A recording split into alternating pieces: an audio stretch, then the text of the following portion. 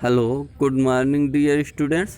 Class 11th chemistry में आज हम लोग इलेक्ट्रॉनिक विन्यास का 5वां और अंतिम नियम पढ़ते हैं।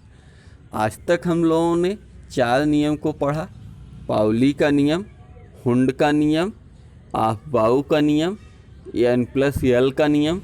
आज 5वां नियम है हमारा अर्धपूर्ण तथा पूर्ण भरे हुए उपकोषों का अतिरिक्त स्थायित्व। अतिरिक्त स्थायित्व extra stability of half filled and completely filled subcells. Subcells उपकोष, सबसेल्स मीन्स उपकोष का ऐसे उपकोष जो हाफ फिल्ड हैं, आधे भरे हुए हैं, या फुल फिल्ड हैं, पूरे भरे हुए हैं, कंप्लीटली फिल्ड, उनकी एक्स्ट्रा स्टेबिलिटी क्या होती है। तो हमारे नियम के अनुसार यहाँ पर बताया गया है कि ऐसे उपकोष, परमाणु के उपकोष जिनके जो हाफ फिल्ड या फिल फिल्ड होते हैं, पूर्ण भरे होते हैं, उनमें एक्स्ट्रा स्टेबिलिटी पाई जाती है, अतिरिक्त स्थायित्व होता है। तो किसी तत्व का वह इलेक्ट्रॉनिक विन्यास सबसे अधिक स्थायी होता है। किसी तत्व का, परमाणु का वह इलेक्ट्रॉनिक विन्यास, ऐसा इलेक्ट्रॉनों का भराव सबसे अधिक स्थायित्व होता है जिसमें निकाय की ऊर्जा न्यूनतम हो। निकाय की जो ऊर्जा होती है, निर्मुक्त हुई ऊर्जा, प्राप्त हुई ऊर्जा का मान न्यूनतम हो। सामान्य नियमों के अनुसार क्रोमियम 24, क्रोमियम परमाणु क्रमांक जिसका 24 होता है, और कॉपर 29 के इलेक्ट्रॉनिक विन्यास। क्रोमियम का इलेक्ट्रॉनिक विन्यास क्या होता है कि क्रोमियम का यदि इलेक्ट्रॉनिक विन्यास किया जाए तो पाते हैं कि 1s2, 2s2, 2p6 और 1s2, 2s2, 2p6, 3s2 और 3p6, इतने को मिला दिया गया तो 2, 2, 4, 2, 6, 4, 10, 2, 12, 6, 18, ये आर्गन का इलेक्ट्रॉनिक विन्यास हो गया। तो इसलिए इसको बड़े ब्रैकेट के अंदर आर्गन लिख देते हैं, और फिर उसके बाद ये 18 हो गया। फिर उसके बाद 3d5 और 4s2, 3d4 और 4s2 होना चाहिए, 3d4 और 4s2। लेकिन इसमें क्या होता है, 3d4 ना होकर 3d5 4s1 हो जाता है। तो इसमें क्या हो रहा है कि क्रोमियम 24 और कॉपर 29 के इलेक्ट्रॉनिक विन्यास क्रमशः आर्गन का कॉमन लेकर 3d4 4s2 तथा आर्गन को कॉमन लेते हुए 3d9 4s2 होना चाहिए। किंतु वास्तव में इनके इलेक्ट्रॉनिक विन्यास आर्गन को कॉमन लेकर 3d5 4s1 तथा 3d10 4s1 होते हैं। अर्थात यह पूरा तथ्य ज्ञात हुआ कि पूर्ण भरे हुए, यहाँ पर डी उपकोष पूर्ण भर गया, पूर्ण भरे हुए अथवा अर्ध भरे हुए, इसमें डी जो है आधा भरा हुआ। डी आपका इतना बड़ा उपकोष होता है, 1, 2, 3, 4, 5, सब कोष में एक एक इलेक्ट्रॉन है, तो ये अर्ध भरी अवस्था को कहा जाता है। पूर्ण भरे हुए अथवा अर्ध भरे हुए उपकोषों का स्थायित्व अधिक होता है। जो पूर्ण भरे उपकोष हैं या जो अर्ध भरे उपकोष हैं, उनका स्थायित्व सबसे अधिक होता है।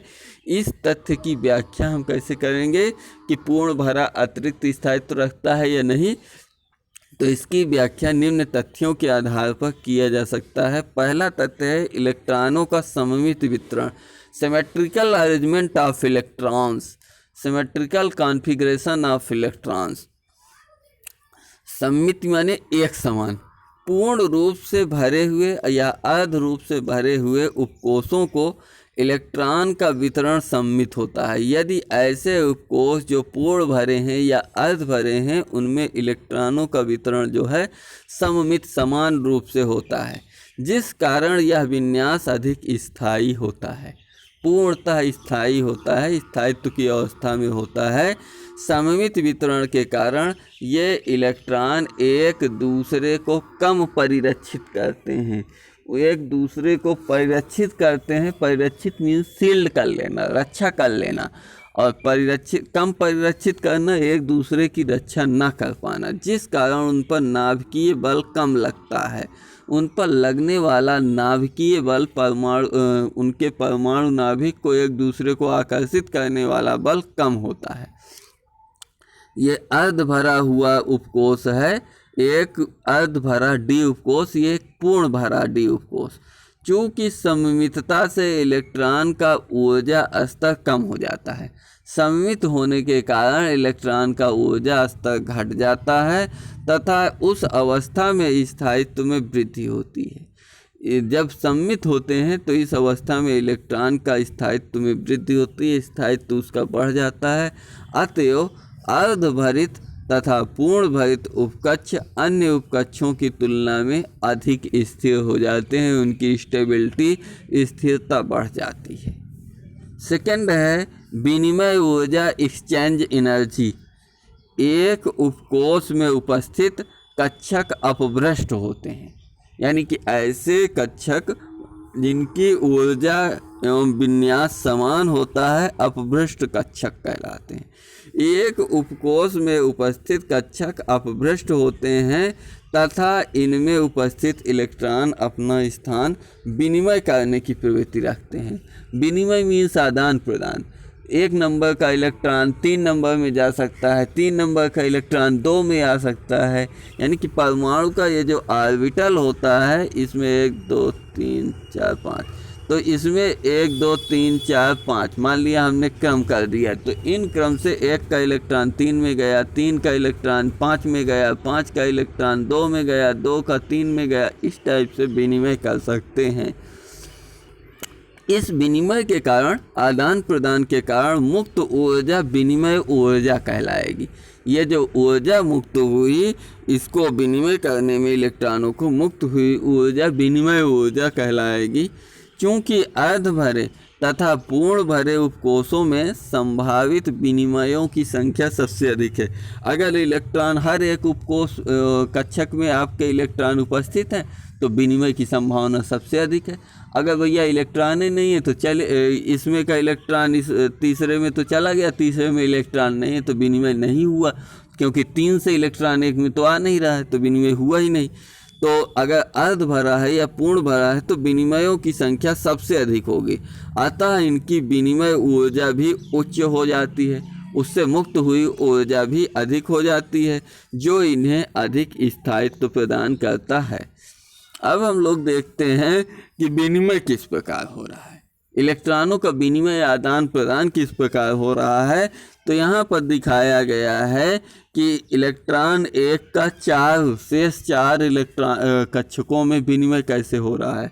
इलेक्ट्रॉन 1 नंबर का इलेक्ट्रॉन ये दूसरे, तीसरे, चौथे या 5वें किसी भी कक्षक में जा सकता है और वहाँ का इलेक्ट्रॉन इसमें वापस आ सकता है, अर्थात इसके विनिमय की संभावना सबसे अधिक होने के कारण इसकी विनिमय ऊर्जा उच्च है, और जब विनिमय ऊर्जा का मान इसका उच्च है तो इसकी स्टेबिलिटी भी उच्च है। और यदि इलेक्ट्रॉन के परमाणु के पहले इलेक्ट्रॉन को, पहले कक्षक के इलेक्ट्रॉन को स्थिर कर दिया जाए तो दूसरा इलेक्ट्रॉन या तो 3 4 5 3 कक्षकों में जा सकता है और इसकी विनिमय की संख्या 3 हो सकती है मैक्सिमम। यदि इलेक्ट्रॉन पहले और दूसरे कक्षक का इलेक्ट्रॉन स्थिर कर दिया जाए तो इलेक्ट्रॉन 3 या तो चौथे में जाए या तो 5वें में जाए, तो उसके विनिमयों की संख्या मैक्सिमम 2 हो सकती है। विनिमय की ऊर्जा का मान अपेक्षाकृत कम हो जाएगा, घट जाएगा।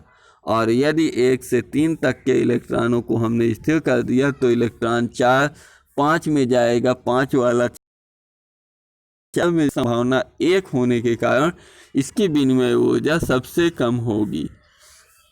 तो इस प्रकार से विनिमय ऊर्जा जिसकी अधिक होती है, विनिमय की संख्या जिसकी अधिक होती है, उसकी विनिमय ऊर्जा भी उच्च होती है। तो इससे संबंधित एक उदाहरण देखते हैं। नाइट्रोजन तत्व के पी उपकोष में इलेक्ट्रॉन का वितरण बताइए कि पी उपकोष में इलेक्ट्रॉन किस प्रकार वितरित होते हैं। तो इसको सॉल्व करते हैं। नाइट्रोजन तत्व का मूल अवस्था में इलेक्ट्रॉनिक विन्यास निम्नवत है। नाइट्रोजन का परमाणु क्रमांक 7 है, उसके परमाणु क्रमांक को पहले ही लिख दिया गया है 1s2 2s2 2p3। नाइट्रोजन के 3 उपकोष में 3 इलेक्ट्रॉन हैं। नाइट्रोजन के 3 उपकोष, एक 1s उपकोष, दूसरा 2s उपकोष, तीसरा 3p, और इसके 3p में क्या है, 3p में ऑर्बिटल आपके 3 है, और इस ऑर्बिटल में 3 इलेक्ट्रॉन है, एक हुंड के नियम के अनुसार 1 2 3 होना चाहिए, ठीक है ना। तो तीसरे उपकोष में 3 इलेक्ट्रॉन है, जिनका 3p कक्षकों में वितरण 2 प्रकार से हो सकता है, एक A प्रकार से और एक B प्रकार से। 2 संभावना है, एक A संभावना, एक B। A के अनुसार 1s में 2 इलेक्ट्रॉन भर दिया गया, दोनों को आपने क्या किया, पेयर कर दिया। 2s के भी दोनों इलेक्ट्रॉन को पेयर कर दिया, लेकिन 2p3 में जो 3 इलेक्ट्रॉन हैं, इनमें 2 को आपने पेयर किया और एक को नहीं किया, जो कि हुंड के नियम के अनुसार गलत है। यहाँ पर तब तक पेयरिंग नहीं हो सकती जब तक कि हर एक कक्षक में एक एक इलेक्ट्रॉन ना पहुँच जाए, तो ये तो गलत हुआ। लेकिन दूसरी व्यवस्था हम जो कर सकते हैं, वो सही व्यवस्था क्या है कि 2s में 2 इलेक्ट्रॉन, 1s में और 2s में 2 इलेक्ट्रॉन, और 2p3 में एक एक इलेक्ट्रॉन अयुग्मित अवस्था में रख दिए गए। तो हुंड के नियमानुसार नाइट्रोजन परमाणु में 3p अयुग्मित इलेक्ट्रॉन हैं, इनकी स्पिन समदिश है, पैरेलल है, एक ही दिशा में है।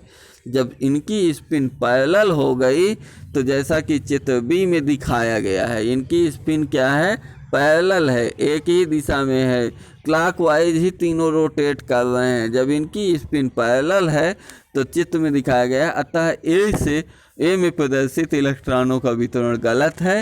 हुंड के नियमानुसार ए में प्रदर्शित इलेक्ट्रॉनों का वितरण गलत है, जबकि बी में प्रदर्शित इलेक्ट्रॉनों का वितरण सही है। अतः अब हमारा इलेक्ट्रॉनिक विन्यास से संबंधित 5 नियम आज से समाप्त होते हैं। अब हमारे इस चैप्टर में 2 टॉपिक रह जाएंगे।